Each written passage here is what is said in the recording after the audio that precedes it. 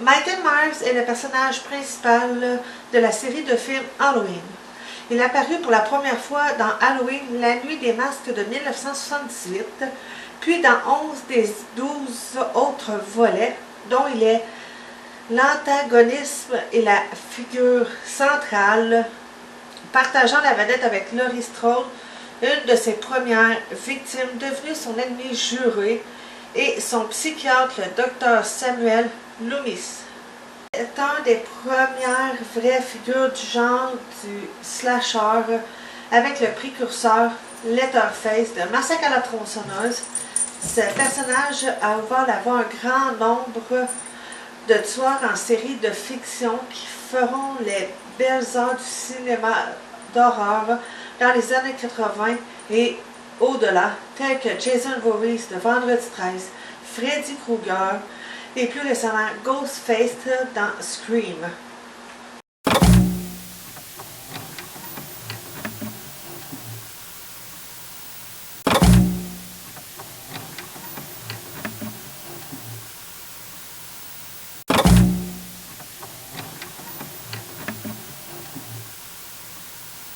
Il a été enfermé en asile psychiatrique après avoir assassiné sa sœur aînée à l'âge de 6 ans.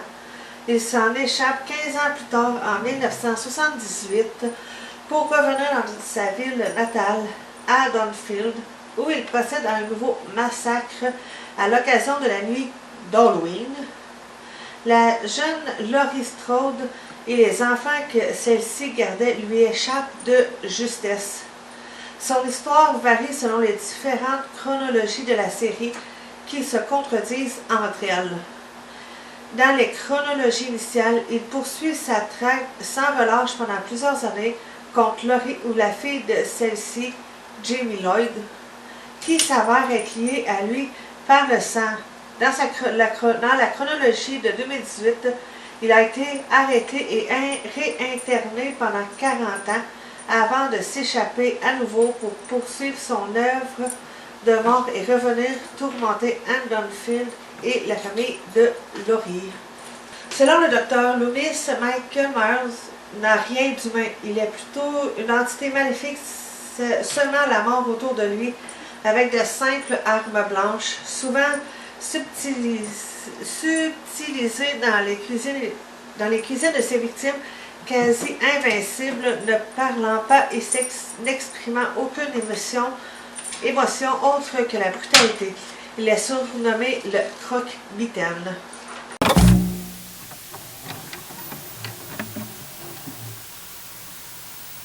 Michael Myers possède une stature physique assez imposante et il mesure environ 1,90 m.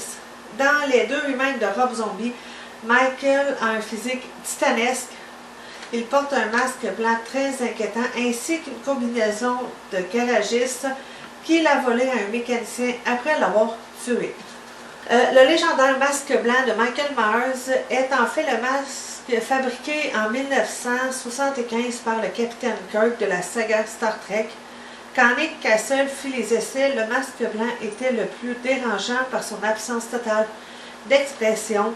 Le masque donna des frissons à toute l'équipe de tournage et ils ont décidé de le conserver. Il demeure l'un des déguisements les plus en vogue pour la fête d'Halloween aux États-Unis.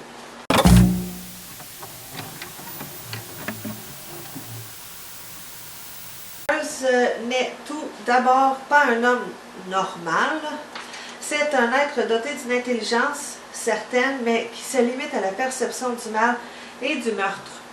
Il a un regard dans lequel on ne peut apercevoir que de la haine, ainsi qu'une certaine absence des notions de bien et de mal.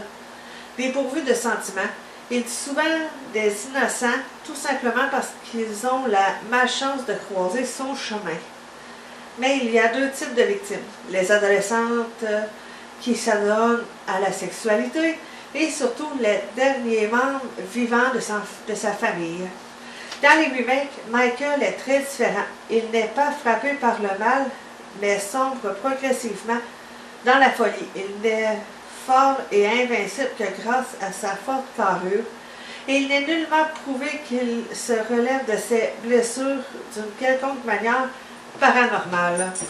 Il est beaucoup plus violent dans ses tueries, mais ne veut pas tuer Laurie, mais qu'elle le reconnaisse.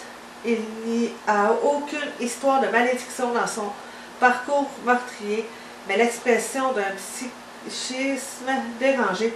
Autrement dit, le Michael Myers des remakes est beaucoup plus humain que l'original et est dérangé plutôt que possédé.